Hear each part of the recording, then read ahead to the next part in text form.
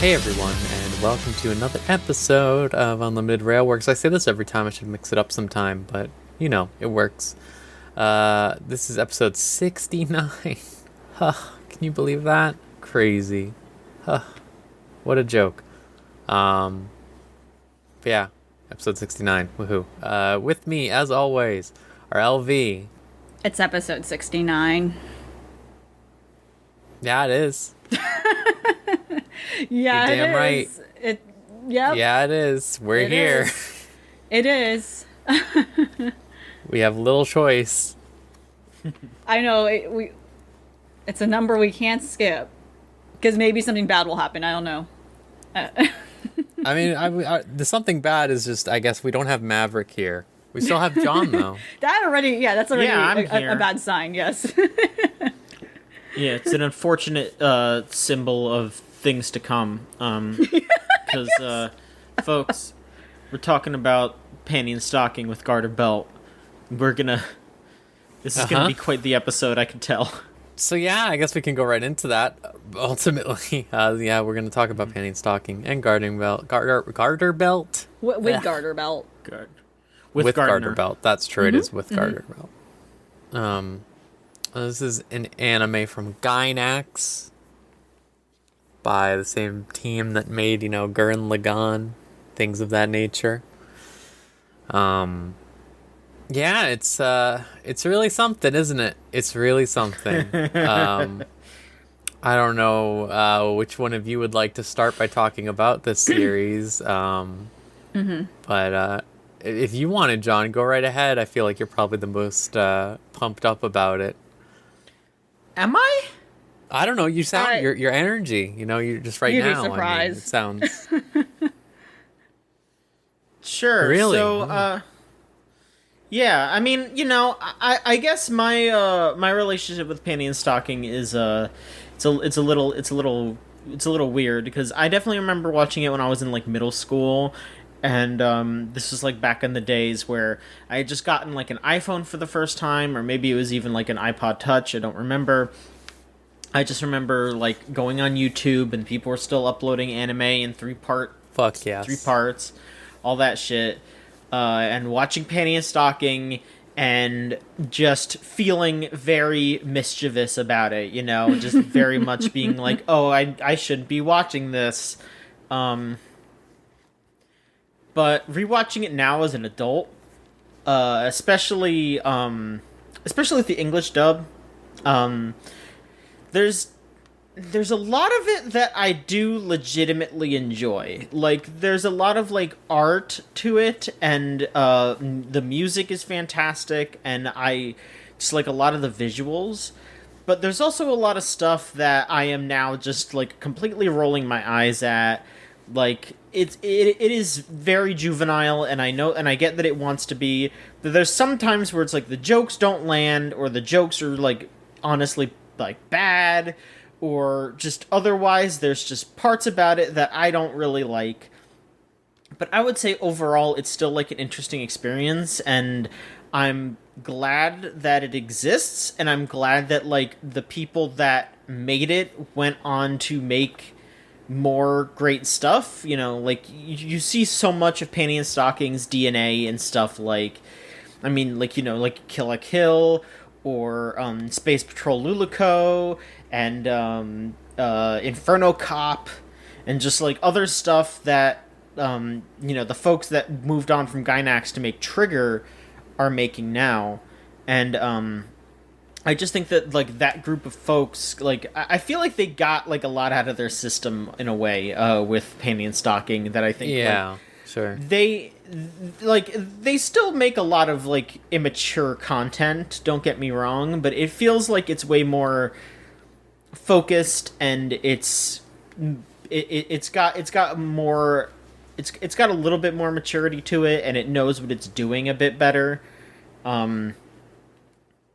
I just like Panty and Stocking is something that I feel like it's something that I kind of feel like just needs to stay in the past, and I'm not like saying this like as a complete condemnation. Like I said, there are some things that I will condemn, but like overall I just say like, yeah, this is probably something that you don't really need to like go back to all the time. Like, I think it's something that like, as a historical piece, as a, like, okay, yeah, this is, like, what Gainax and Trigger did. I think it's cool to look back on. But I wouldn't call it, like, an essential, like, anime landmark or anything like that. I think it's good. It's not incredible. There are parts of it that are incredible.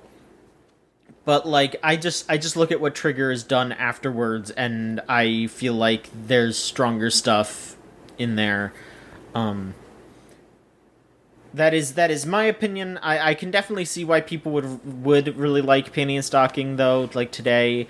You know, I'd say definitely, like, if you wanted to get, like, a good picture of, like, Trigger and Gainax and everything, I do think you should watch it. But overall, I just liked it. I remember, like, when I was younger, I was, like, a big proponent of Panty and Stock. I was like, yeah, this fucking whips. This is funny. This is wild. This is crazy. And now I'm just kind of like, yeah, I had an alright time watching it. You know, it was fine. Yeah, I more appreciated it artistically than, like, for the content itself. Sure, that makes sense. I think that's a very... Well, I'll talk about it after. LV, what are your thoughts? What are your thoughts on Panty and Stocking? So patrons are going to be very excited because yes, I have done a report here on we this. I'm go. just cleaning it up. Your co-hosts are very excited about this. And this is going to be very bold to say, but if it were not for certain problems I will go into, I would have considered this to be a perfect anime. Hands down. Like, this was something that, looking back, I too have, like, seen it at an age that was probably not appropriate for me, and I thought it was so edgy, so edgy. Like anyone else who was watching it, probably for the most part, at, like, you know, preteen to teenage years. As an adult, I appreciate it way more because of the fact that I am also able to look at it in a more critical lens, because there's a lot of things about this show that is a very interesting time capsule to not only anime, but also American cartoons, which this show was very obviously drawing from, specifically American adult animation. And I think it was specifically Drawn Together that was cited. If you look up a lot of stuff, it's like specifically Drawn Together which is actually the worst show ever, honestly, maybe ever put on this earth. I think Drawn Together is sincerely awful. Well, not ever, but it's sincerely one of the worst pieces of, like, in the adult animation genre. It's like there is nothing redeemable at that show whatsoever. Like, you cannot watch that show and be like, yeah, there's something redeemable about Revisit. No, that is one of those shows that I think should stay in the past. There's nothing about it that I thought was, like, good, even looking back. This, on the other hand, definitely has a lot to it that should be revisited, I think. However, yes, there are a lot of problematic aspects to it that have not aged well. And also, even back then, were pretty bad. But for the most part, I thoroughly enjoyed a show, like, top to the beginning. Like, yes, there were moments where it's like, oh, you know, I verbally react. I had a visceral reaction where it's like, no, like, just literally yelling no. Like, no. Like, realizing the implications of, like, some of the stuff they got away with. And I, too, have watched the English language dub this time around, whereas when I remember watching it, yes, it was through, like, fan subs, probably. But, you know, the Japanese language track. And where the English dub also goes, and with the English language script, what they ended up doing was even taking things much further. Yeah. Than what was possibly done. And, you know, I don't remember specific things from, like, what was maybe said or referenced in the Japanese language script. But the English dub pushed the offensiveness on, like, some things to a level they did not need to do, if not made certain parts worse. For instance, you know, I'm going to talk about, you know, I will be specific, but they make a weird, not weird, they make a passing reference to I was Roman going Polanski to specify that in the English dub. Yeah. And I was like, what the fuck? And, like, for sure, I don't think that was, I don't, no. I have a high, I am sure if I watched the Japanese episode, They don't reference that. There's nothing about that man that like is relevant to like Japanese pop culture, no matter how much they say. Like, you know, I don't. There is no need for that. But they threw that in because I wonder if, like, you know, like if you look at the title, like, I wonder if that trial around him was like fresh in the eyes of a lot of people. So like there's like a lot of stuff they pushed in English dub they did not have to fucking do, but they fucking did it. And of course it was made in mind with how the again, this feels like what a raunchy American adult cartoon is through and through. And it is made very clear that the production has done it well. I think they have faithfully managed to recreate what that feeling is in terms of raunchiness and just even how it's presented. There are a lot of funny things they do in regards to anime specifically, in terms of anime meta, like how the transformation sequence, the very big, like, well animated transformation sequence where the angels are, like, you know, on the stripper pole and, like, you know, and like an awesome song is wearing what have you. That doesn't play every episode. I misremembered. That is not something that plays every episode. I don't know if they thought about it, but there's something really funny about the fact that they did a lot of work in that sequence, in which a transformation sequence is one of the most important things in an anime because you're going to reuse it. They actually don't fucking reuse it in a way that you think they do. Every time every time we, the viewers, see it show up, it's either fucked up, like it's cut down, or they're like messing it up. They're like screwing up how that sequence looks. It is incredibly funny to me on a meta level that we see it once on the first episode, and anytime we see it after, which I believe is only 3 times out of a 13 episode series, it is in a screwed up way. That is fucking genius. Like I would have not realized that years ago if I saw this as a middle school child, because in my head I'm watching this because this is edgy. But there is a lot of interesting artistic choices made with this show now that I can appreciate as an adult. And again, at the same time, pointing out the problematic shit that is wrong with this show at the same time. But hands down, I think this is a brilliant series. I legitimately think so. And just to reiterate, if it were not for a lot of the problems it has, if we removed all those things, it could have easily been hands down a perfect series for me. Among other problems being the unfortunate depiction of black characters in the series. I don't know why they were drawn that way. It's very easy not to draw black people that way. I do not know why they're drawn that way. The biggest other problem is with the English dub per se. Like I said, they pushed the envelope with some jokes in the English dub in ways that they didn't need to and are just downright offensive and bad. But for instance, Garterbelt is voiced by a white Chris man. Sabat specifically. Yes, Sabat specifically. Why? Who? And in this case, Garterbelt is performed as like clearly like a stereotypical like type thing, black preacher, which is also in itself a problematic trope because it's a stereotype. And then Christopher Sabat, like as a white man, he is clearly like impersonating like a stereotypical black man's voice. It is not fucking okay. And then in itself, the English dub has like a lot of like jokes pertaining to like black stereotypes too. Not a lot, but it once in a while happens, and it's like, oh, that is the worst thing. I think that it comes with the series for me. Like, so for me, really, it's like, again, the couple of like jokes here and there that are like pushing things too far and are just out, and then that in particular, just like how like race is handled in the series, a lot of it unfortunately inflamed by how the English dub handled things, which sucks because the English dub I think is otherwise excellent in the execution of things. Because again, I felt like it was a more fitting track for what the series was approaching. Hands down, like the Demon Sisters are incredible. They're awesome. In terms, especially like with how they kept up with their dynamic. Now, hang on a second. But yeah, that is like some of the worst shit. That's like the worst things. I like to my realization of like, what the fuck? I'm gonna say real quick. I don't think the Demon Sisters are bad in the English dub, but they needed to roll their R's a lot more. I was a little upset. Like, why aren't y'all, dropping the rules? You gotta do that shit. Oh yeah. But there's like a lot of brilliant things about this series, and it's just a shame. It's like I sound like a crazy person saying this is a fucking amazing series, and then I go down and I go down talking about the bad parts, and people are like, "What is wrong with you? You just said this." Yeah, I mean, you know, it's one of those things. That's something that people just, need to do. You know, like I mean, it means you have a healthy relationship. It's one of those things that's certainly hard to sell. You have a healthy relationship with it. Yeah, so yeah. No, I think that's perfectly valid. Like you should have your, you know, your extremely like correct things that you're saying, but at the same time, yeah, I can tell you absolutely love it, you know?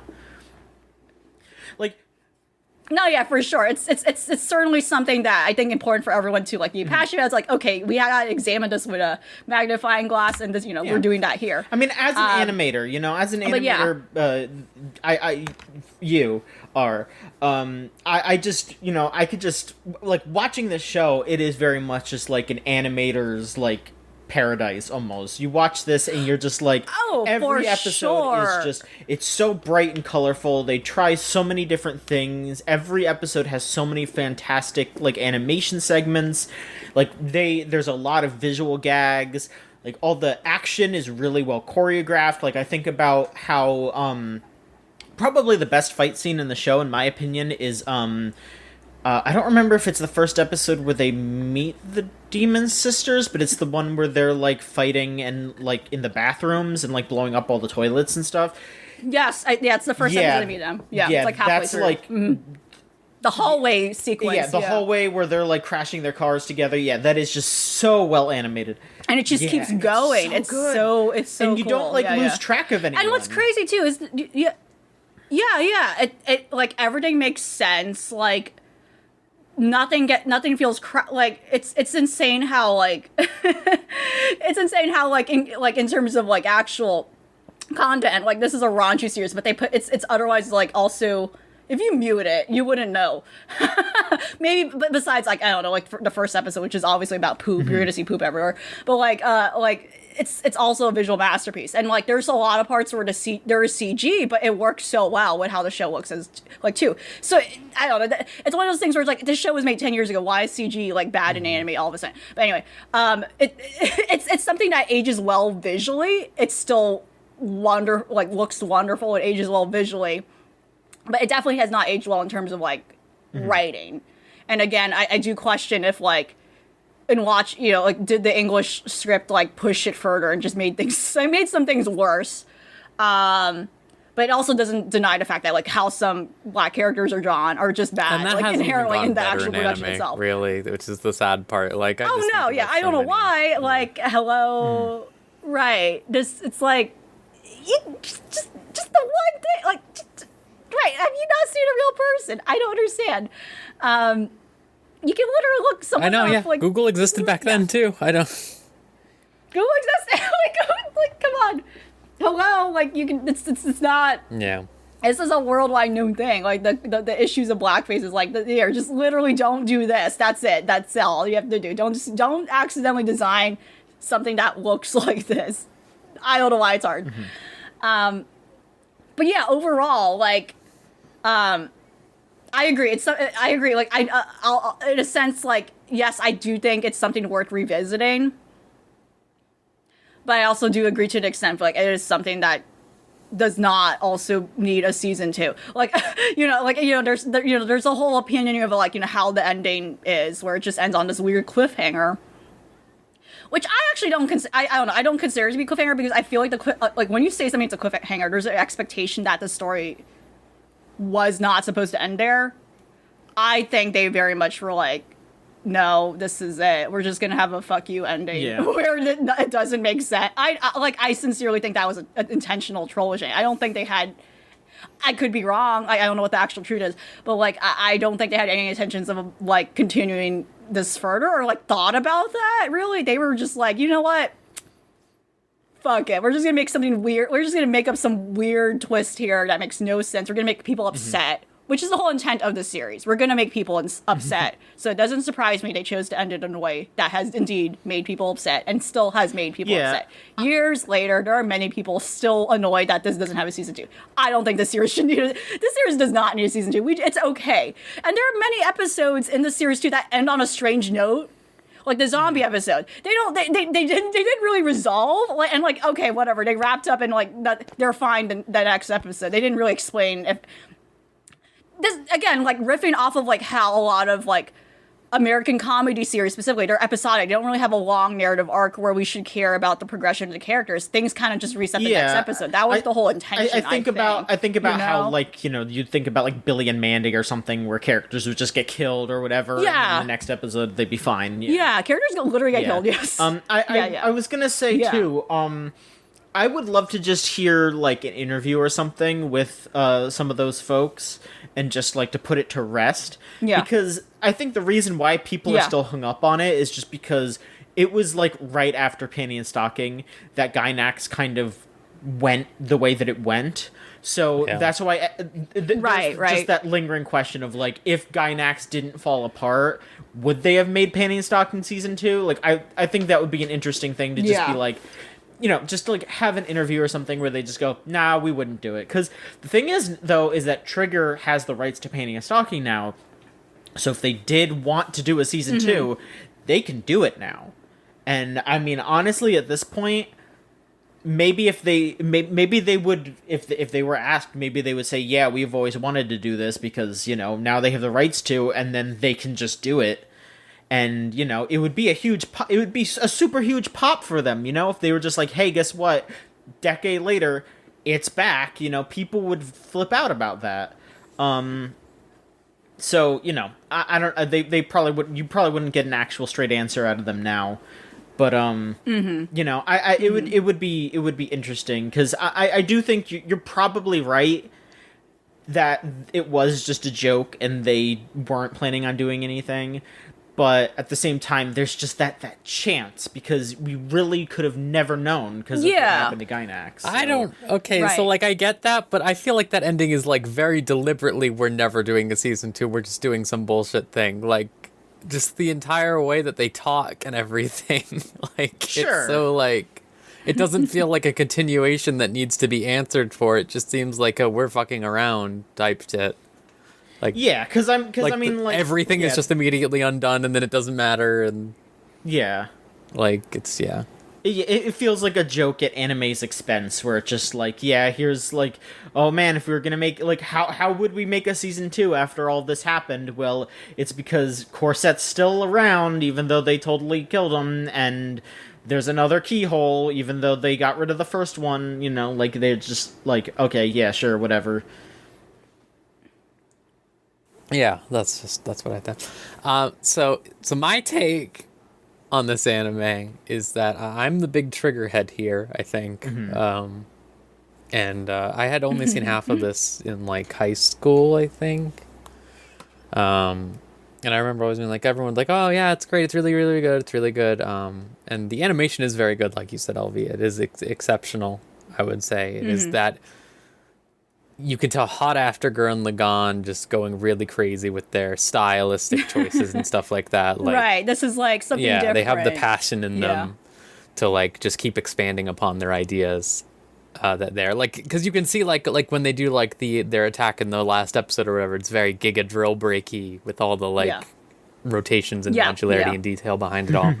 And that's really good. I do think that it is also a good point to bring up that it is a very interesting time capsule of a time in the world. And that said, I am very glad we are away from that time. I'm very glad we are away from that time. I had a little bit of a trouble watching this one, I have to say. And that comes from me. I'm a Monogatari sicko, so I know I live in a glass house. But it's just like, I feel like for every bit that I appreciated in that show, there were like 5 bits I actively disliked, I think. And it just wasn't high enough for me personally. With all that stuff, I think it's really interesting to me. I think specifically, I feel like most people who are popping off for stuff like, oh, I need a season 2, or they talk about this with reverence. Those types of people aren't like looking at it from the angle that LV is. Of like, you know, appreciation for what it was doing and like what it represented at the time period and stuff like that, et cetera, et cetera. Instead, they're looking at it like completely rose glasses, like not like they have no idea, because it is really weird how many people you'll see like talk about this openly, and then all openly be like, anime's too horny or whatever, and then they're like going, oh, I love panty and stocking, very weird vibes there. Yeah, oftentimes, yeah. And I think in general, too, when I see, in general, like that issue with rose-tinted glasses, I do wonder whenever people, like, complain, like, like, oh, shows are not as good, or, like, demanding a continuation of something old, in general, not even, even beyond anime. Again, the whole, like, nostalgia, like, zeitgeist going on, right? I do wonder if they genuinely have revisited whatever they're talking about, like in recent times. Like, are you sure? Yeah, are you sure? Like, and I don't think they did. I think that is what is going on. They feel passionate about this for some reason, but in actuality, I don't think they're remembering like the flaws. Yeah, of the thing that's exactly they're like so gung ho about. I can see someone like, I can see enough people being like, yes, panty and stocking, but like, I'm gonna be really rude here, but it is like South Parkian at times, like very often. Oh yeah, it sure and is. Like, yeah, it sure is. I was really thrown off. Like, I again, like you already talked about it, but the Garterbelt stuff was very like, I was just like, oh Jesus Christ, because it's not just like a case of like, wow, why did they get a white guy to do this? It's very much like, oh my God, like this is like actively painful that they got a white guy to do this. This is like really, really bad. Right. Mm-hmm.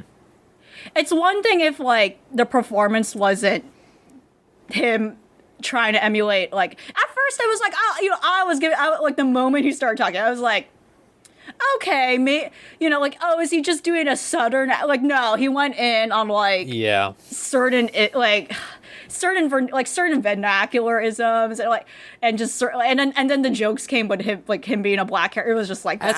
This is where the word cringe would be properly used. It's like, no, who allowed this? This is not okay then, and this is not okay now. I feel like ultimately it's probably not my place to say, but I feel like if you're going to be going for that black exploitation style, like Black Dynamite type character, like you can't be as offensive as they were, and like also like you can't get a white guy to do it. And I assume in the Japanese version it was probably a Japanese guy the same way, like, because that's a big thing I know I always hear people like complaining about in anime is they make these very racially insensitive character designs, and then they just like also get like a Japanese nationalist to voice them or something.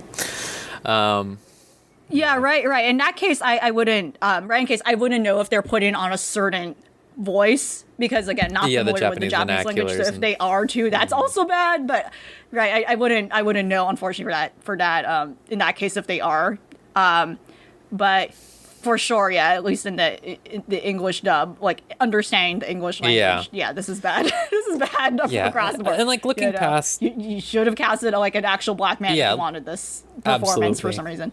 And like looking past that, I think like again, I really like the animation a lot. I think like it has that obviously the adult animation stuff you talk about, but like that Craig McCracken, Powerpuff Girls, Dexter's Lab, etc. style.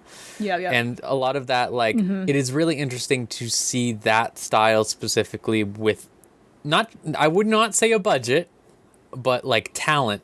Like it looks like it has a budget behind it because of the people who worked on it, who are just so insanely talented, like that we still see to this day. As someone who's been recently rewatching Kill la Kill, like seeing that further translate over there, like just the skills of that team is really impressive.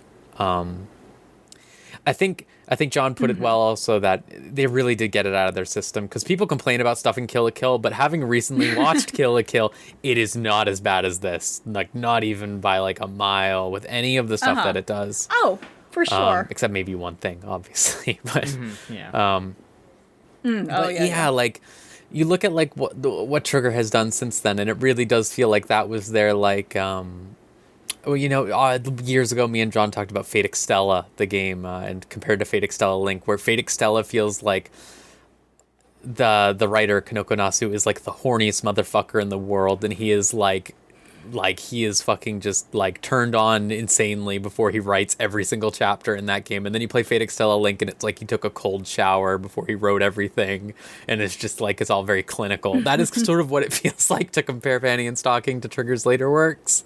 Like just this very like it's so strange. It's weird. It was an okay show, is what I'm getting at. It was okay, but like I was definitely like looking for something more from the reverence that it receives so consistently from just, I think, the broader audience. Right.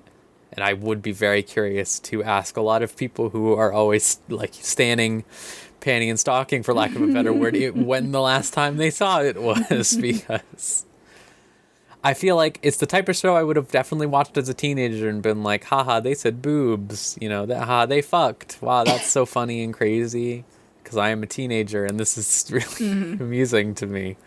But now I'm just like, man, I appreciate what they're going for, but it's just, it goes too much sometimes, and that sometimes is every episode all the time. But yeah, I'm not upset that I watched it. I'm glad to have crossed it off as something I have finished and viewed all of. But yeah, I tested both also. Yeah. Can we just real quick say that the music is nonstop? Oh yeah, fucking best. The music is the best part. Yeah, definitely. yeah, for sure. Well, other than the animation, but yeah, the music's really, really good. Yeah, it is. It's really good everywhere it's used, pretty much. And I did want to say I did compare the Japanese and English audio tracks, and the Japanese one actually used a lot of people who aren't particularly widespread, let's say, compared to most things, because that was sort of Gainax's prerogative in that time period. Right. So like the people who like the woman who voices Stocking voices like the same type of character and everything, pretty much, and it's not that many things. And then Panty is literally in like 8 anime total, I think. So it's very interesting because they don't really give the type of performance that is over the top and bombastic, I think, compared to the English one, for sure. And obviously I'm not completely versed in Japanese, voice quality, but I am a seiyuu freak, sort of, so I do like know the difference in performance levels, at least to a certain extent, and I do feel like I might even say the dub might be better. They just might have had more energy put into it, barring specific issues, obviously, but yeah. But yeah, is there anything else you want to say about it, either of you? I'm pretty much good. I felt like it was an interesting watch, but All right. So we can go on with the show proper. Let's see here. Were there questions? Oh yeah, were there any, John? Nope. Okay. Nobody gave a shit about Panty and Stocking. Everyone hated it. See, they're scared to rewatch it. That's what I'm saying. They're scared to watch it with us. They don't want the truth to be revealed. All right. They want the truth to come out. Okay. They want the rose tinted glasses to be grabbed off. Keep them on. They do not want them off. They need it. They need to keep their world safe. They need to wish for that season 2. All right. Speaking of season 2, I guess we can start off with our Dragon Maid minute real quick, just because I don't think we'll talk too much about it. Slightly better, I think you wrote here, John. That's very true. Yes. It's slightly better. It still has a lot of issues I think we've specifically talked about with like Kobayashi's relationship with Toru being like reset back, which I know people have said that happens in the manga. That still sucks. It's bizarre. It really sucks, especially with all the original material that KyoAni made for the OVA and stuff like that. It's really weird to go back to this weird relationship. Yeah, what are you thinking? What are you feeling? I just agree with you. It is very frustrating to have those moments where, Kobayashi is just like, I don't want to be all up on you, Toru, even though we're like basically married, and all that shit. It's like, come on, let them be gay. It's fine. But it was just refreshing, especially the latest episode. The latest episode was just like, it was just mostly nice, Elma and Kobayashi kind of having their little competition to, I do kind of wish that they had, that they did kind of have an agreement to work together instead of Kobayashi just being like, don't worry about me, I'm doing all kinds of work, but don't worry about me.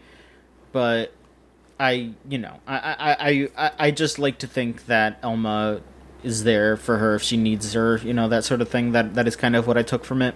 And then any time that the boys can go out and have a good time is what I want to see. Fafnir doing his fucking dance routine. That's honestly part of my problem. Is I love Fafnir. Okay, like I love Fafnir a lot, and I love Takia even. Their relationship is incredible, and because of the nature of this author being so unhorny towards any male character, and like oddly enough, most of the male characters in this show like don't even react to anything, like aren't like leering or anything like that. That they have genuinely made me rather see the men than the lesbians, like the content over there. Like, I would rather go see fucking these two go to a cafe. I think I watched this with my girlfriends, and I think it literally got to the part where, like, they said, oh, they were going to go to a cafe, and we was like, I'd rather see that than anything else in this episode, and then they did that, and we were like, oh, thank God. Like, it just, yeah, it's just frustrating. Yeah.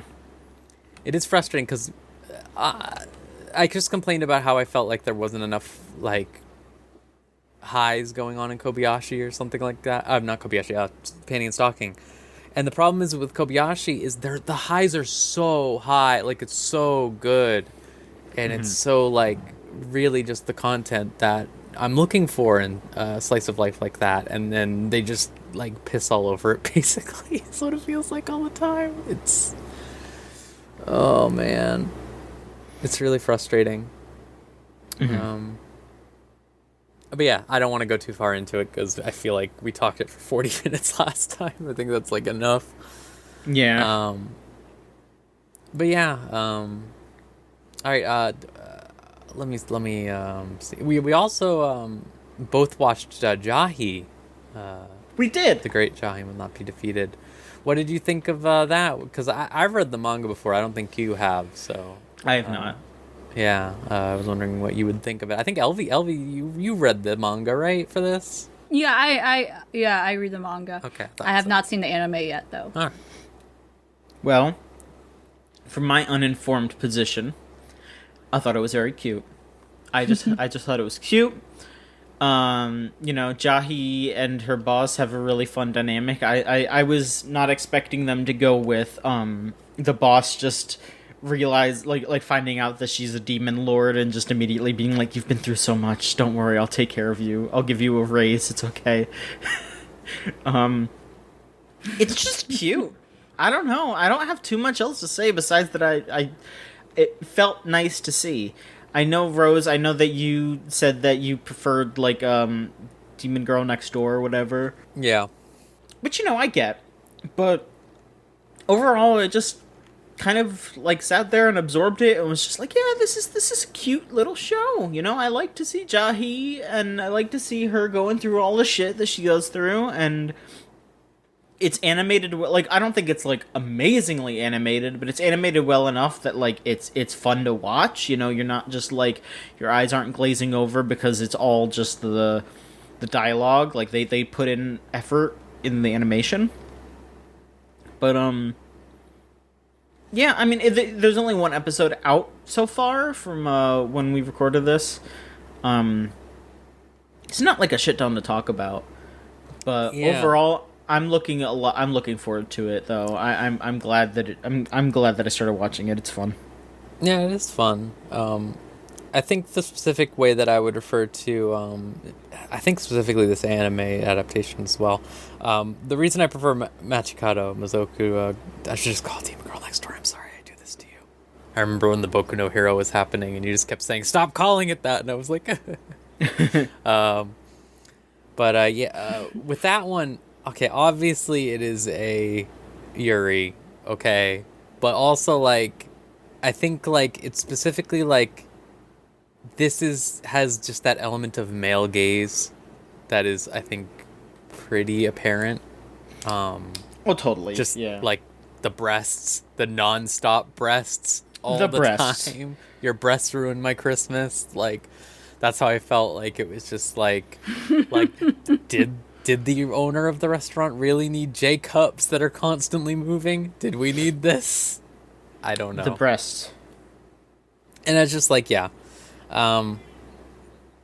Safi also agrees with me. I think that it's just too much. I don't know. It's not too much for me to stop watching, though. I did think it was still cute, and I'm looking forward to see some of the later stuff get adapted, especially once they bring in the magical girl and stuff like that. But oh yeah, yeah, and that's where I draw the that dynamic the is parallel so good. to Demon Girl Next Door.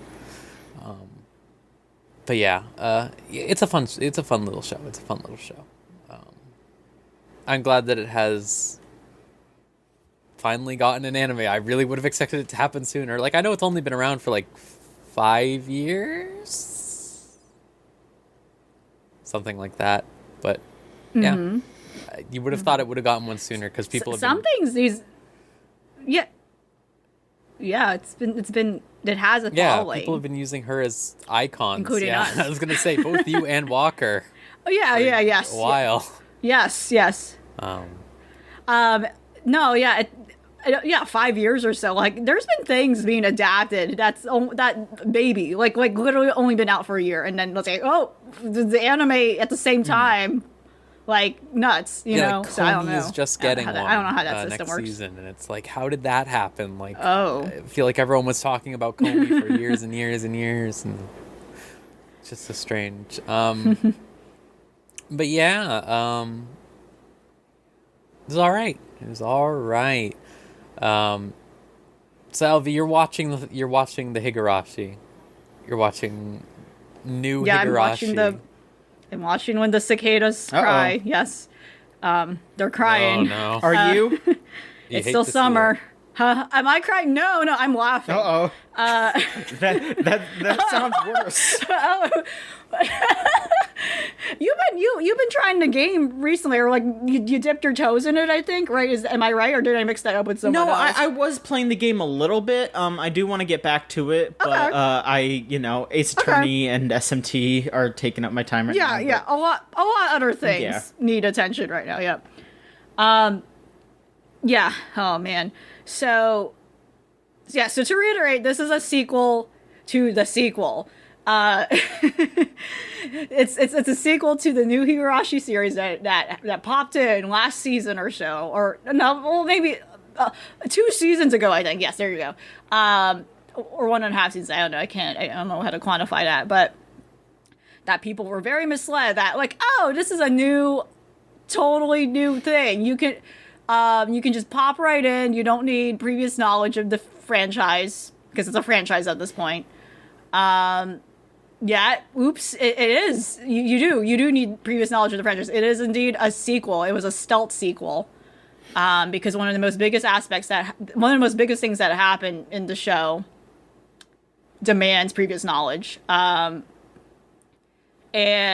the tradition of Higurashi is normally, and if I'm going to talk about the anime specifically, but this also has been a thing with the games where you got the premise, you got the main game, you got the mystery, the murder mystery mayhem. And then the second part of the game, and if you were talking about anime, you would be talking about like a second season or some sort of sequel. Like, they would call it the answer arc. Mm-hmm.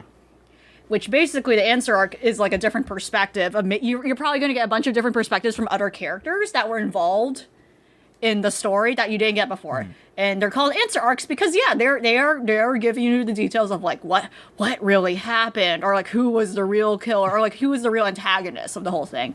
So the whole cyclical nature of Higurashi is that, you know, there are different arcs, they all take place in different universes technically. It's actually an in story thing where that's an acknowledged thing. And sometimes antagonists change.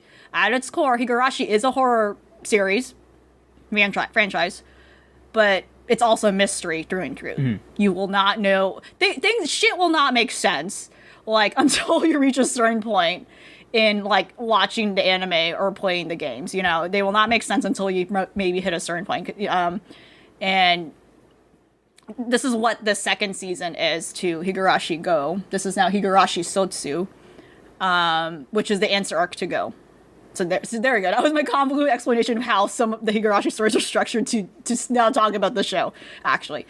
God, it's when you watch like a horror, at least for most people, I think most people go in either I want to be scared or I just want to be entertained in some capacity. Like there is like horror as a whole has something funny about it that and to some extent, like this, you know, to a certain extent, you know, to a certain point, it's going to be like, this is too ridiculous. I cannot suspend my disbelief. This is just absurd. I'm just going to laugh at it. And in a way, that's also a coping mechanism of being scared. You're going to laugh at something or think something's funny because it's, you know, there's a certain threshold where something is really freaky and like gross and makes you uncomfortable. But once it gets past a certain threshold, it's just ridiculous, right? And I think that's where the series is at this point. Where like, okay, it started off really great. So again, I have to be careful like describing what happens without going into spoilers. But like, it starts off really great where it feels like an answer arc, where it's like, oh wow, that makes a lot of sense. We're going into this character's backstory where like, it basically revisited the first episode, and I think it did it in a really clever way, but that is to expect it. You know, that was what I expected. I was like, okay, this is exactly how it goes in the other series where it went into how she has like a lot of parent issues. There's something going on where like her father is getting swindled into some sort of like horrible like her father might be getting extorted. That's what the situation is. And it kind of ties into her personal issues when it comes to like trusting people and being nice to people, and how like she feels like her parents separated because like she was taken advantage of in like, oh yeah, I was too nice to this guy. My mom was basically like, I was too nice to this guy that my mom was cheating with. I shouldn't have been nice to him. Maybe my mom would have never left me. You know, that's sort of like horrible, like, you know, unfortunately illogical logic, but you know, it's one of those things where it's digging at her. So like this whole series thus far has been kind of digging into like a lot of people's personal like inner psyche in regards to like, okay, why did certain things happen the way they did, or why did they trigger and unfortunately explode in the way they did.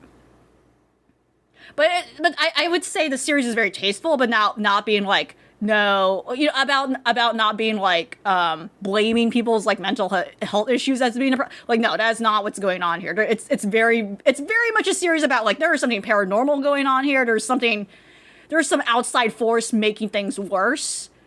Or there's some sort of like man-made conspiracy tying into things. And sometimes all three of those things like are the reason as to why the town is going fuck nuts and people are dying and like everyone's killing each other, right?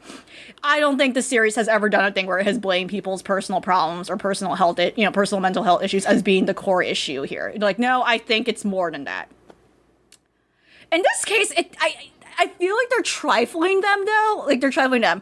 So a lot of it's going through this thing where now like a lot of people's like it like falling into like insane, you know. So the core thing in Higurashi is the town has a curse.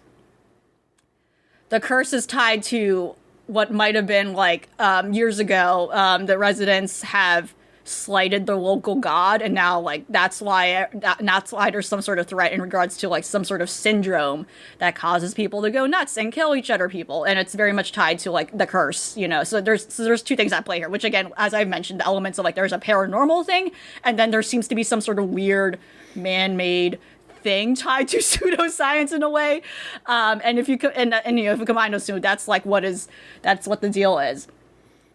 In this case, it seems to be implying that everything bad going wrong here is all to blame to, is everything is to blame by one character who's like intentionally infecting people with the madness disease. Like that is blame, like blame everyone. And it's just really stupid. Like because as we found out in the previous season that like, oh, they're doing it because, they're trying. So the whole thing is like, it was interesting. Like the whole thing about Higurashi is that like these characters are trapped in this town. They can never grow up. Like again, these are young characters, teenagers, kids, and because they're stuck in this cycle of like where all these horrible things keep happening over and over again in a time loop. The whole end result, the happy ending for everyone in general, is that they get to grow up. There is something like really upsetting about the idea of like being trapped in a time loop and, not growing up because these horrible things keep happening and experiencing that over and over again. And then now you're like a mentally mature person. And then it's like, there's a character who disagrees with that. And like, it's reached a point where it's like very unsympathetic. It's like, why are you trying to why are you forcefully putting people in this time loop of all these horrible things and constantly repeating constantly triggering these bad things to keep happening just because you're afraid of being alone, so this her whole thing now, as it turns out, her to be revealed as antagonist of like causing all things, is now she's just like sabotaging all her friends and like making them unhappy and triggering all the killing stuff because she doesn't want to be left alone, or or rather she has this like permanent Peter Pan syndrome thing going on where she's like, I don't want to be left behind in this town. No one should leave me. And so now she's like purposely sabotaging everything and causing all these murders because she's like doesn't want to fucking grow up. And I mean, I feel which I think is okay. I think that's the best way I want to put it out. She's causing everyone to kill each other because she does not want to fucking grow up. It's like, what? That's fair. I think that makes sense. It's like boss. A little silly. Yeah, there you go. That's my best way to describe it. It doesn't make sense. It's like, what? Like, how am I sympathetic to what's going on at all? Like, I can't. It's rather goofy. It's like a little and again, this is inherently you when you go into something like Higurashi, like I wrote here, it's goofy shit to begin with. It's like, this is a little silly. Again, you go into horror expecting something scary, or you're gonna laugh because it gets a little too ridiculous. And Higurashi's definitely in that middle, leaning towards more the goofy shit most of the time. I'm gonna be honest, because it does get a little too ridiculous with how over the top it goes. But this is definitely prime goofy shit. I can't, like, in previous storylines in regards to antagonists, it, like, makes sense. It's like, oh, okay, this character was wronged in a very awful way. They're taking a revenge on the town. They're, like, they have some sort of weird familial tie with, like, being involved with the In this case, it's a little half-assed. And that's what makes it, and if you see a lot of criticism, like, a lot of vague criticism around the show, you're going to see a lot of people upset about, like, wow, why did I used to like this character in the other storylines and the other arcs, and now they ruined this character because she's so unsympathetic. I don't know how she's going to be redeemed. Because I agree, the reasons she's doing evil, heinous shit is because of a stupid reason. It makes no sense.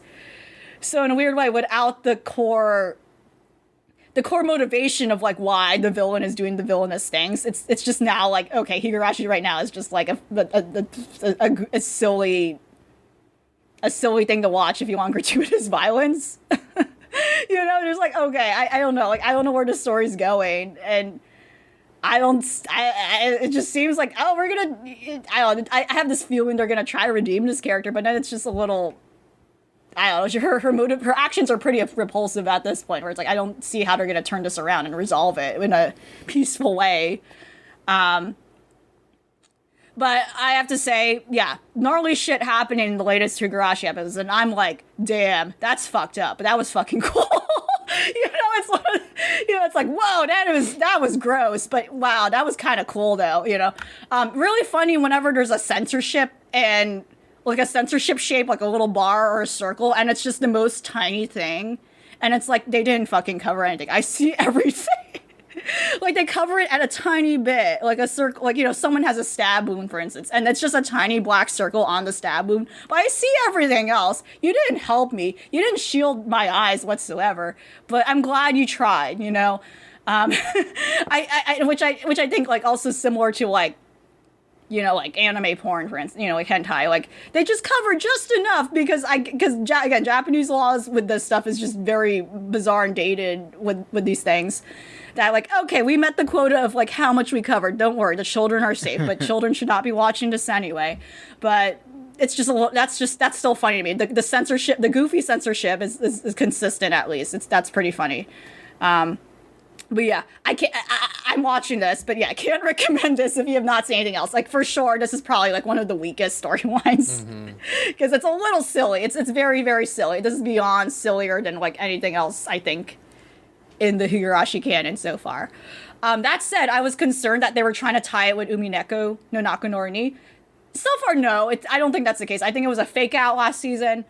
I think, but they're definitely reaching a point where they keep superficially referencing each other's series. Again, by the same people, there's some sort of recurring threads between those two series, but it doesn't look like they're going further with it so far. So you don't need to know Umineko for this, but you probably should be better off trying the other Higurashi stuff and not this series, whatever you're doing with this so far.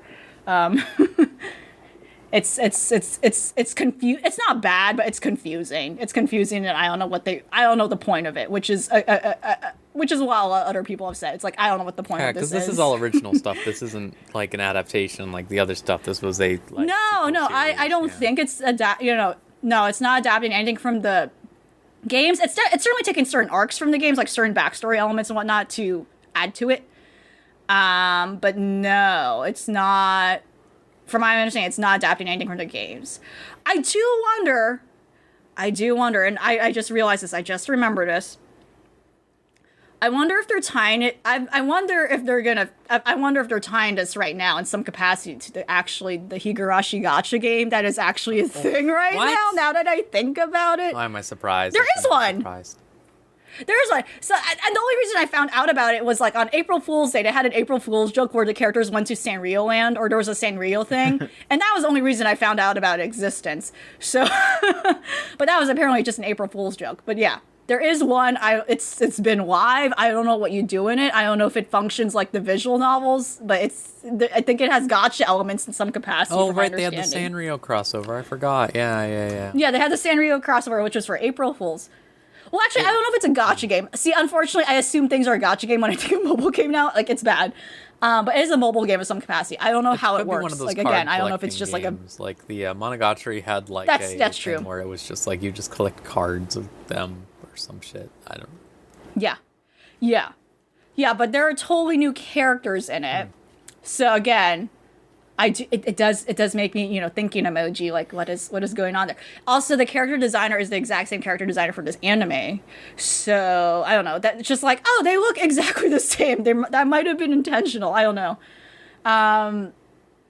Yeah, if it does somehow tie back into that, I would not be surprised. And based also on like one character exploration they did, reading up on like one of the new characters in that mobile game is related to one of the characters in the series in a way that was not introduced before. So there's going to be something nefarious heading in that direction, connecting it to player a mobile game, in some way. Like, oh, this whole thing was probably a convoluted mobile game ad.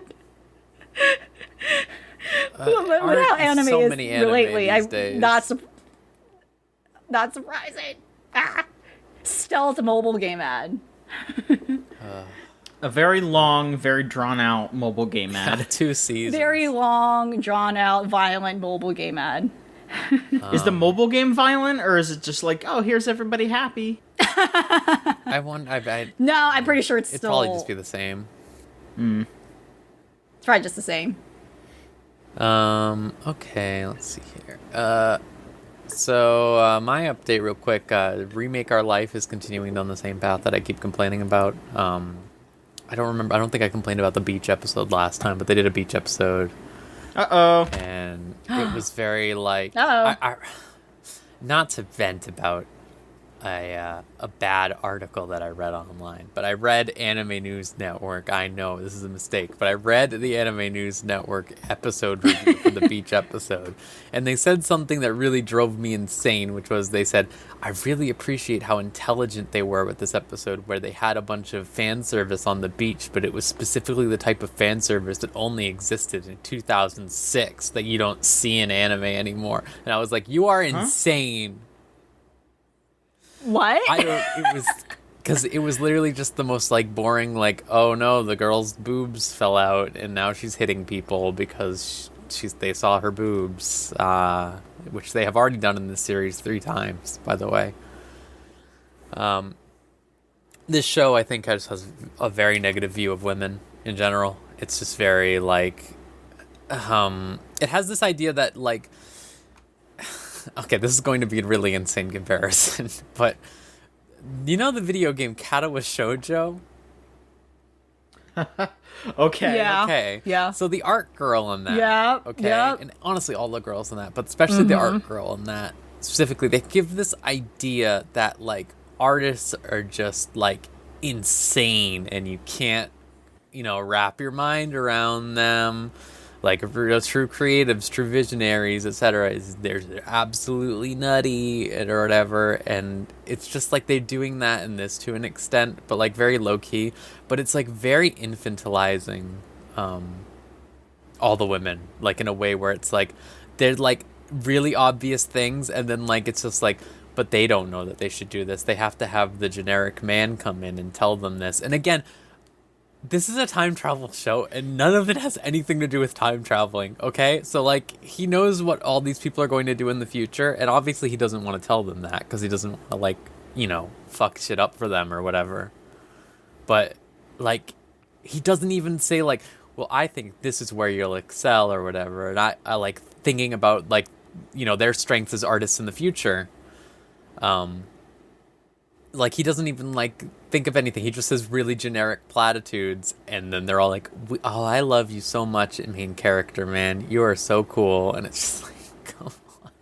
Like, it's just, it feels like a wasted premise. That's exactly what I can think. Like, you tell me, like, dude travels back in time to try to get into the creative industry of 2006 Japan. I go, that's pretty interesting, because 2006 creative Japan was like headed towards a disaster, before I think like some natural disasters ended up causing a bunch of people to reevaluate how things were, and obviously we're still kind of in a disaster now these days, but it's a very different kind of disaster where it was like jobs are so limited and stuff like this, and et cetera, et cetera.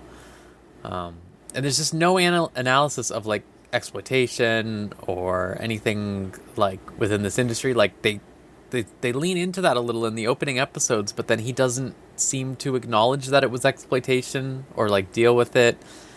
It just feels like it's a show that doesn't want to think. It feels like it's just a lot of self-fulfillment. Like, what if I went back and I went to the cool kids college and I dated all the girls because I'm an empath and I understand people. Like, that's what it feels like. It's a very cheap, it's very cheap. Instead of doing something smart or interesting or like digging into actual like artistic merit and talking about like what kind of people worked back then and what like the industry was like, it's just a cheap like, oh man, what if I could redo everything? Dressing. I would have a girlfriend. If I could go back to high school, I would totally have a girlfriend. It's like, all right, thanks. Yeah, it's just like... Yeah, it's such a wasted premise. Yeah, like, because I think, like, if you had someone, like, genuinely make an anime like this, like make one that's talking about even not just anime, but, like, games / filmmaking, because it's all of them at this school, right? It's just a generic art school. And there's all people who are all doing different things there. And it's just, like, they aren't analyzing that. Like, it's so, like none of the issues that come up are anything. Like, it's just like one of them was like, oh, we're avant-garde, we made a movie. They got the wrong camera. They got a camera that could only take photos or whatever, so they made a movie out of photos or whatever, like a short film. And everyone in the film class was like, oh my god, I've never seen anything like that. And it's like, what the fuck are you talking? And they just like, they were like blown away. And then like, they got third place. And everyone was like, oh my god, but that was the most amazing thing ever. And the teacher said the only thing that I think made sense, this teacher consistently makes the most sense, I think, in this show, where she was just like, you don't think I've seen that like a million times? You don't think I've seen like the photo movie avant-garde stuff? Like, do you know how many like have you, like how many real movies are like come on, it's just But yeah, it just feels like it's all set dressing. It doesn't feel like they're actually invested in the concept of what it would mean to become a creative like that. It just feels like, yeah, like you said, John, like it's just like, it's literally like, oh, if I went back in time, I could have made, like I kept saying it should have been this, but this is basically what it's like. It's like I could have made the best movie, actually. As I would have made the Marvel movies before they were cool, because I'm so smart and I'm really talented. That's what it feels like, but they're not demonstrating like what that talent is or anything. He doesn't just demonstrate any talent also is the thing, I think. He's just sort of there, and again, like I said, he just says to the girls like, well, girl, I actually think you're really smart and talented. And the other girl goes, wow, I never thought about that before. Thank you. You are so amazing. Everything you do is amazing. Everything you touch is gold. Like, it's just like very self-inserty stuff. Yeah, frustrating. It's just frustrating. Because again, just really interested in the premise, but Johnny started watching Outlaw Star, huh? Yeah, so that's a classic. Yeah, I got the Blu-ray for my birthday. It whips fucking ass. It's really good. I'm only a few episodes in because I had to move, and now it's all packed up in a box somewhere, so it's probably going to be a while before I watch it again. But holy shit, what I watched was so good. Just like a real fun, like kind of Western, kind of like I'd almost say it's got like it's like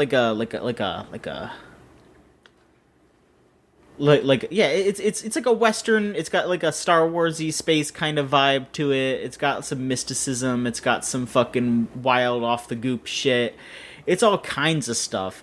Like, it's the only show I can think of where a dude shoots a specific kind of bullet in order to negate a magic dragon that gets summoned by some dude. Like, that's fucking crazy. It's so cool. Just great English dub as well. I'm watching the English dub, of course. Really great dub.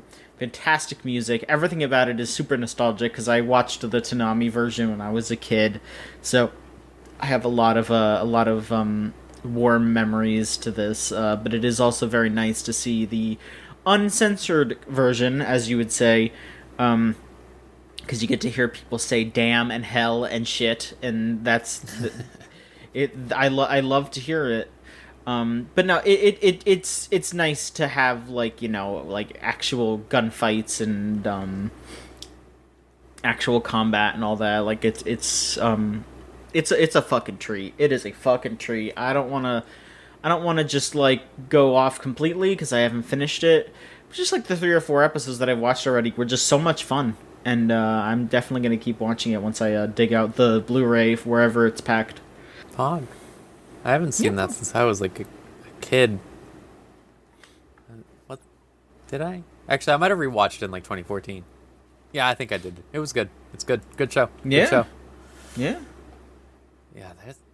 God, that is a good show. I'm surprised it's honestly not talked about more. I know a lot of people talk about it being, like, formed because it was on Toonami and stuff like that to a certain extent, but it really is. Yeah, I feel like the 2 Toonami shows that, like, don't get brought up as much, except for, like, quote unquote real heads, or like Outlaw Star and Tenchi Muyo. I don't know how Tenchi Muyo would be today. But I feel like Outlaw Star, especially as something that is, like, so related to Cowboy Bebop, like, it's the same studio, same era. I don't know if it's, like, the same vibe, but it's got a lot of it's got a lot of the same DNA. And like so, world building to a certain Yeah. extent, I think it's got some. Yeah, that's something that I really dig about Outlaw Star is how confident it is with its world building. Like, it's definitely one of those shows where it has characters talk about, like, you know, new concepts to the viewer in a very casual way, but they introduce what those things are in pretty good ways. You know, it's not just people, like, listing off, oh, this is what this is because I don't know what it is. Like, they do that sometimes, but I think for the most part it's just like, okay, yeah, if someone says, oh, we're going to take this kind of ship, they show what the ship does. They show what how it interacts with space, how it interacts with the people riding in it, how it interacts with other ships, like what weapons it has, how it handles dogfights. I think that's really cool that they show don't tell a lot in that show. Yeah, I think a rewatch would do all y'all good, all y'all listening. That's what I would say. Oh, yeah, for sure. And I think, I bet the biggest problem is similar to Tenchi Muyo, because I remember the show being, like, a little more, not raunchy, but there's definitely, like, more adult themes in it, and that could have been just a huge issue why. Like, I don't think this was probably was not syndicated that long. It probably aired one time, and that was it. That, like, you know, compared to something like Bebop, Maybe. all the other ones. Yeah, like those shows were repeated over and over. Tenchi Muyo had to deal with a lot of edits. Yeah, I don't. For instance, and I'm sure that was like hell. I don't know if it was like ever put on like the Adult Swim version of Toonami, you know, because like I definitely remember you know like Bebop being on super late, and they had like you know like other stuff that they very much could not edit, but like Tenchi and Outlaw Star and like Gundam and all that shit, that was all like edited for kids basically. Like it was on at night, but it was you know still edited. Right. And especially around that time, I do wonder too if there was another example of like, you know, how anime distribution was handled, and now today it's a little more streamlined, but I'm sure something happened too in regards to Ghost like, in the Shell. Cartoon Network had to edit out the boobs, Yeah. you know, but then unfortunately like they also just happened to be the series that had fell off the radar, and then no one knew what to do with it if they wanted to revisit it again. No, Tenchi Muyo, like Tenchi Muyo has been, but I don't know about revisited in terms of like distribution and all that, and has been, and you know remastered and all that, and like then a new series too a couple years ago. The Outlaw Star, unfortunately, didn't get that. You know, not to say, Like, I don't think it needs a sequel, but it has the should, rights to it now, which is how you got the thing. Yeah, I don't think it needs a sequel or anything, but you know, people should be keep for it sure. in mind. I will say, like it's definitely something that they could very much like pretty easily edit around, just because like it's like it hasn't been like too. I mean, you know, it's a little horny, you know, like Gene is very much like he's a horn dog, don't get me wrong, but it's been more dialogue than visuals, I would say. So that is probably how they got around it a lot. They just had to like have Gene talk about like really wanting to like go out to eat with a girl instead of being like, oh, I want to bring her to bed, you know. That's basically what they had to change it to. I don't know. I will say though, something that I did just remember. I think some big. I know I just said that people don't talk about Tenchi Muyo, but I saw that some people actually dug up the Tenchi Muyo Toonami edit. Like they actually like got all the VHSs together. Oh yeah, I've seen that. I don't know if they like, you know, like remastered it or whatever, but. Like, there's a torrent out there that is just the Toonami version of Tenchi Muyo, so if you want to... With the crudely drawn on bikinis during spa scenes. Yeah, exactly. Yes. Yeah, they were very specifically, like... People want that. Yeah, I mean, like, honestly, I am of the mind that things like that are worth keeping, you know? Like, if you're going to put out a... Yeah, it's interesting. If you're gonna put out some kind of like complete collection of this thing, you should have every version of it. Like that's why, you know, you have the stuff for Discotheque or whatever. They will get as many English dubs as they can. They'll get all the different versions they can. So like, you know, if Tenchi Muyo does get the discotheque treatment, I would hope that they reach out to those folks and they're like, yeah, give us those VHSs so we can have the Tanami dub on there. So, because, I mean, if you want that nostalgic experience, you're not going to watch the original version. You're going to watch the edit that you watched as a kid. And, I mean, there's, some might argue that that is, like a lesser thing or whatever, but I think it's valid to have both. Both exist. Both should be represented. Mm-hmm.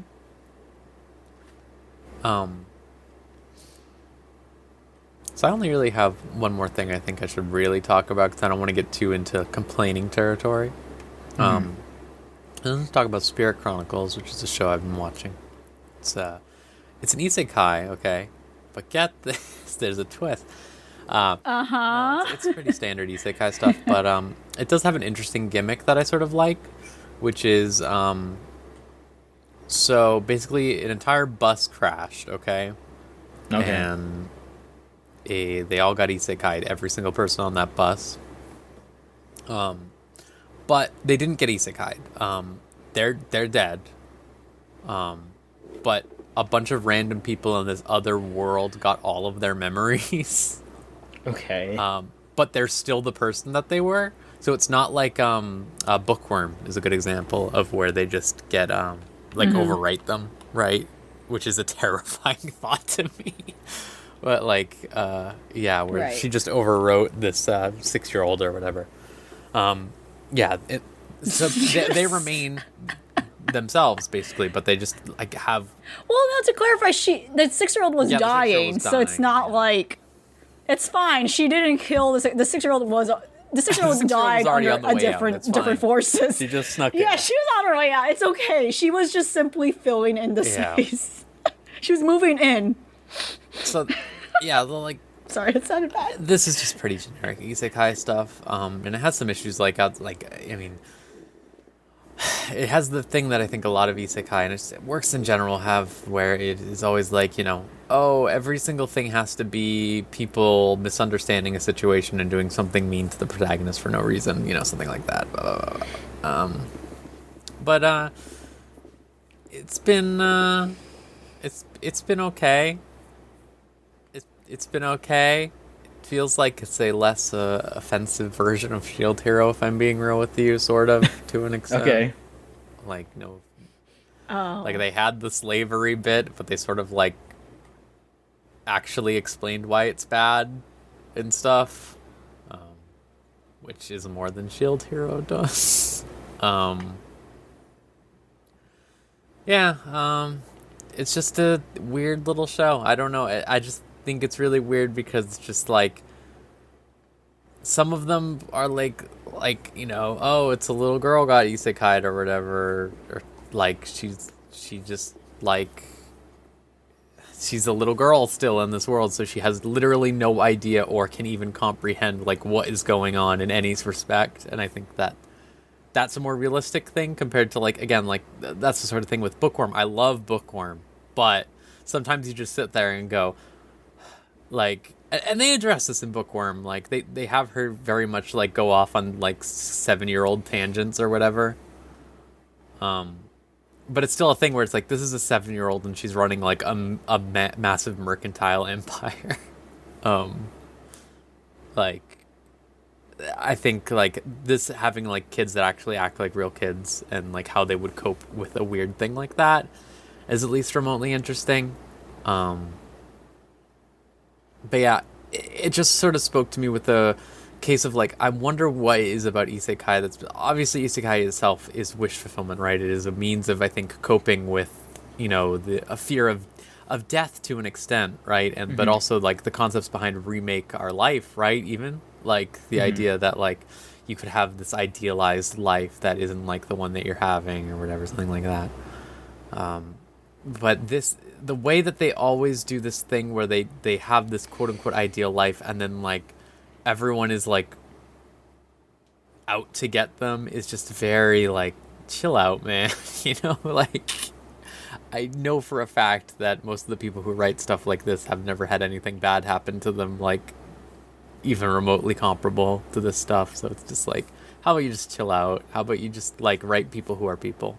I know I go off on this every time I watch an isekai, but it's just like, man, like I don't know what's so hard about like understanding like most people will be like subtly evil, right? That's the thing that I always think of is most people won't be like openly evil right outwards towards you. They will do it all in private and plan it and stuff like that, or like not even plan it, just do it offhandedly and like without care. But there's just so much care put into all this hate that's being thrown around that it just feels like I can't believe it. That's what it feels like all the time. It's like I can't get invested in these characters because I do not think this is a real thing that would happen to anyone. Mm-hmm. Very cynical. That's the problem. It's very cynical about the world. But yeah, that's like the only isekai this season, honestly.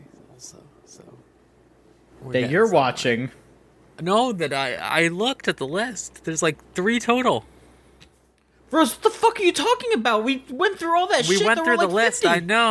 I know, but a lot of those were. Wait, no, there was not like 50. There was only like 5, but like 2 of those haven't even existed yet. And I'm just saying, I haven't had to hear about the other ones. Is mainly what I'm saying. All right. Okay. So I was gonna be like, dog. No. What the fuck? No, I know. Maybe my wording was a bit poor, but okay. no. I just meant like I don't have to hear about any of them. I Okay, haven't heard anything about any of them. Right. All right. If you don't hear it, it doesn't exist. Yeah, I've only heard about this one and like one other one. Peach Boy Riverside isn't an isekai, right? That's just. No, It's it's a just again fantasy. a weird retake on That's what I thought. Okay, yeah. on the story. But yeah, that's about it for me. Alvi, you don't know what's going on in Vanitas. I don't know what's going on in Vanitas. I haven't watched it yet. I don't know what's going on in Vanitas. You want to talk about Oh, okay. I thought you started watching it, and I'm I like, watched you get what part I'm of talking episode about. 1, and then I had to stop to do something. Oh. I don't know if that's telling. If like episode 1 didn't pull you in, you're just like, oh, I need to drop what I'm doing, and I need to fucking watch the case study video. No, this is not. That's not indicative of like the quality of the show. But everyone else seems to love this series. Like I wasn't aware. Like I was like, oh, this is something that has a following already, and it has several manga volumes already. It's like almost 10 volumes. It's been running since 2015, so this is now an anime adaptation of it in this season. I just remember, it just stood out to me. This guy is not even here to defend himself. And Maverick saw when we were reading the anime chart, I clearly remember this. We were reading the case study of Benita's description. I don't know if he was reading, someone was reading, but he just said this looks like it sucks ass. I clearly remember that. Because it's Vanitas I don't looking know for why. the Book of Vanitas, right? And it was just like rereading Oh yes, that, and yeah, you're yeah, like, no, okay. yeah. It was definitely questionable premise.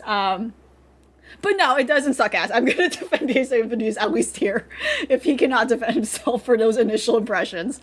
But I don't know if it's good either. That is the problem, because I am very confused by what is going on with this thing. And I think I have a hint of why it has such a huge following. I don't know about huge. Maybe I'm like, that's too big of a word. Huge being a big word. That is too generous of a word to maybe give it, but like it definitely has a following. Just reading the hype around like the coverage around like, oh, here's an anime of this, and like people are like, oh yeah, I love the manga. It was a good enough of people who like said that. So yeah, and I know why, because this is a Square Enix published manga. One. And usually, to stereotype how Square Enix published manga usually are, they cater to a certain, realm of people that love Kingdom Hearts, right? Yeah. They all, for some reason, have that feel. And the case study of Vanitas is made by the same woman who made Pandora Hearts. I remember not liking Pandora Hearts. It was fucking confusing. Everyone I knew loved that shit. to give you a good, like, just general summary of Pandora Hearts, it's insane. It's unhinged. It's literally someone was like, here are all my Alice in Wonderland and Wizard of Oz OCs.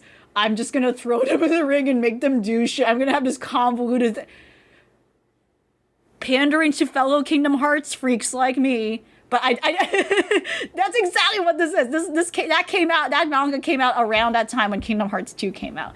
I am for sure certain that mangaka was inspired by that in some capacity. There is no way. And of course, Square Enix is like, yes, we will fucking take you. We love this shit. This is our brand. We will publish this manga under IP because this is exactly what we do. But I couldn't get into it. I clearly remember being interested in other things, but I definitely remember there was a huge thing around it. So, long story short, yes, it is made by that same woman. And she decided this time, I'm going to do something a little more original. I'm going to do something with vampires. Vampires and steampunk. Finally, to unite It's 2021. Oh no, combining those two things. Oh no. But her vampires are different. I assure you, the vampires live among the humans.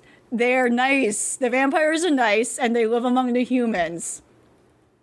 Also, but we're also in steampunk Paris. We're in steampunk Paris. Not London, shockingly. We're in Paris. We're in fucking France. That's a new one. Usually it's in Britain, right? But yeah, the vampires are normal everyday citizens living among us, humanity. The problem is suddenly they're going fucking apeshit. They're going feral. They're now, like, regressing to, like, what vampires we think would do. They would just go fucking nuts and being around a human. Like, they can't help but lust over blood. Like, they're freaking the fuck out. And yeah, that's just suddenly happened. All of a sudden, the vampires are just, like, misbehaving and doing that. So now you have, like,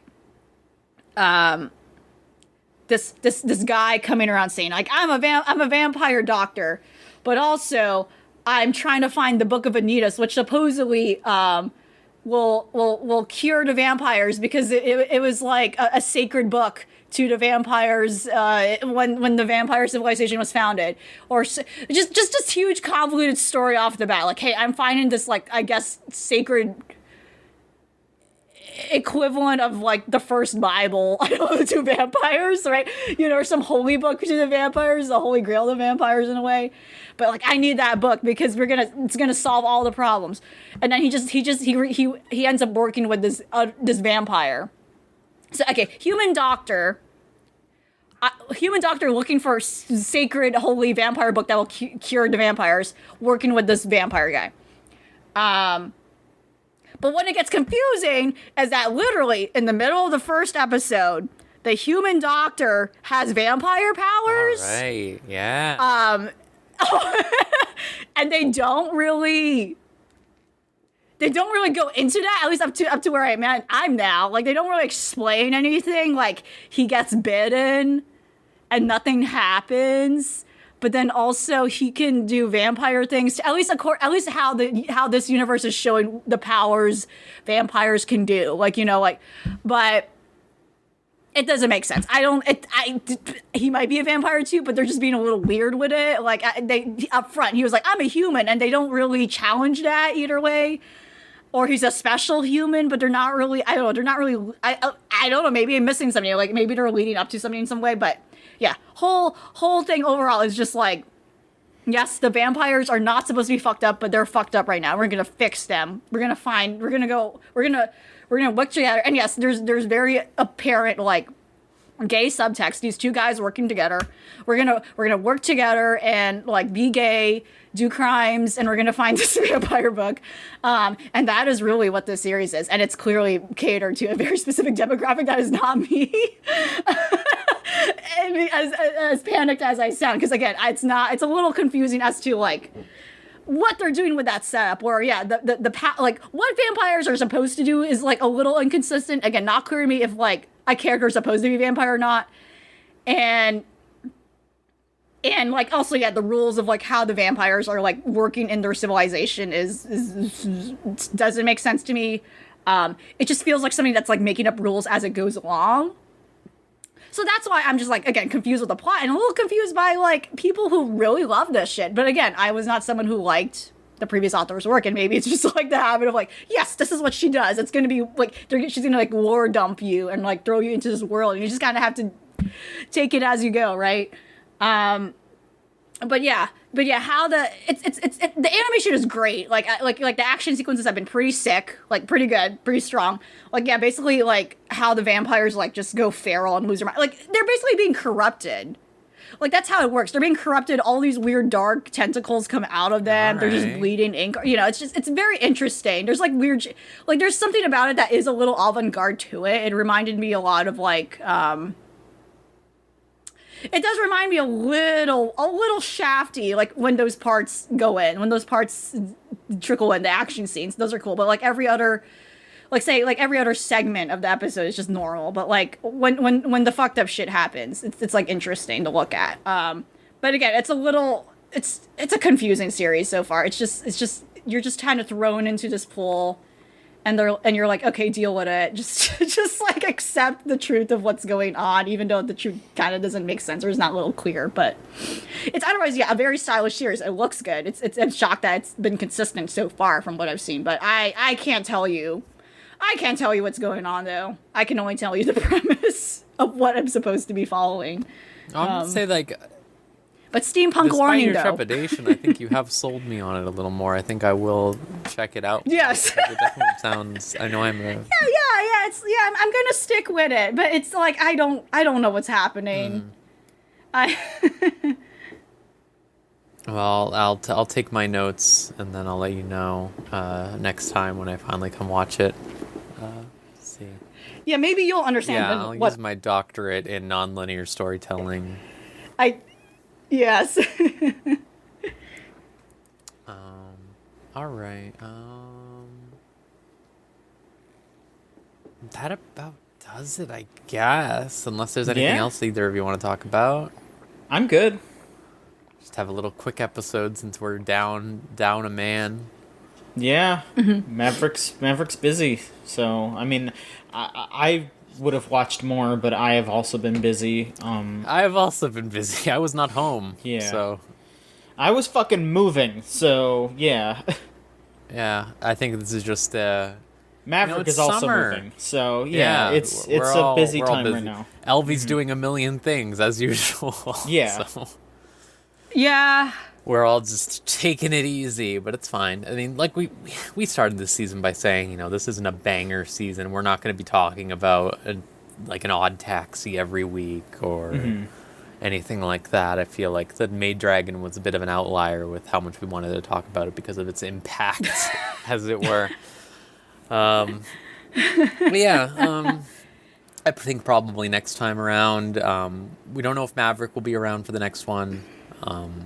Just because again he's doing a lot of moving and stuff like that, so he's a pretty busy bee. But I feel like even just us three will have a lot more to talk about probably next time because we're more not in the hell, as it were. At least not so much. Yeah, we'll see. All right. So next time. Next time we are going to watch Daily Lives of High School Boys, which is picked by Natalie on Patreon. I didn't even check where you can find this. Is it just on Crunchyroll, I think? Let me see. No, I feel like I've seen it on High Dive. Was that what it was? It was on High Dive. I think we talked about this last time. I think it's on multiple things. It's on Crunchyroll. I think it's on something Crunchyroll. on multiple things. So Okay. I'm going to type it into... Hang on. I have typed it in to because.moe. It is on Crunchyroll and it is on Verve. All right. So, yeah. You can find it there pretty easy. We're going to watch that for next time for a month. And then after that, John gets to pick something because it's been a while. Oh, Christ. I have a suggestion if you want. You're going to let me pick something? Yeah. You have a suggestion? I let you skip ahead that time. Oh, I know. I'm gonna do it. All right, you can wait. Okay. Okay. I'll wait. Okay. Jeez, Louise. I'll wait. No. What's your suggestion? What were you gonna say? Oh, the one that you told me you wanted to do last time. I don't remember what that was gonna be. Well, I'll tell you after the show. We can't leak this Okay. material. It's very Okay. important. No, yeah, it's fine. All right, yeah. Thank you both for joining me, and thank you everyone who listens. Appreciate it. Just remember, you can go to patreon.com/VGThingsMe. $3 gets you every episode 1 week early. And again, you can recommend anime like Daily Lives of High School Boys for us to watch. But yeah, this is episode 69. Wasn't that bad? Wasn't as bad as our normal ones that we do on the main podcast. Somehow, yeah. We made a vow when we started the podcast that we were never going to do anything like, watch an ecchi or something like that. We were not going to go that far. Now, hang on. We just said no hentai. Oh, you're right. I mean, we basically watched an ecchi just then. I guess. Yeah, that's what I'm saying. I feel But like... I just mean I'm This show talking had- like... This show had, like, gigantic waves of cum in it, alright? It's... I know. I'm just saying, like, I'm talking like Well, I don't. This is a show with sex humor, but I don't know if it's. I know. It's not an ecchi in the Yeah, sense it was I'm- not purposely I'm titillating trying to think anyone. of what I mean. I know. It was just for I jokes. I'm know. trying to think of what I mean. Yeah, I am. I don't know. I'm just being difficult. Ugh.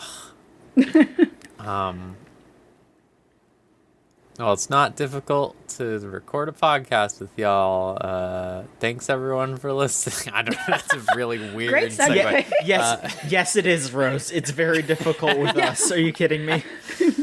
Well, we did one anyway. We did 69 of these motherfuckers. Yeah, So, that's right. Yeah. we're doing it. But yeah, thanks everyone. I hope you have a nice day, night, month, week, year, etc., so on, so forth. And see you next time on another episode of Unlimited Railworks. Thanks for listening. Bye.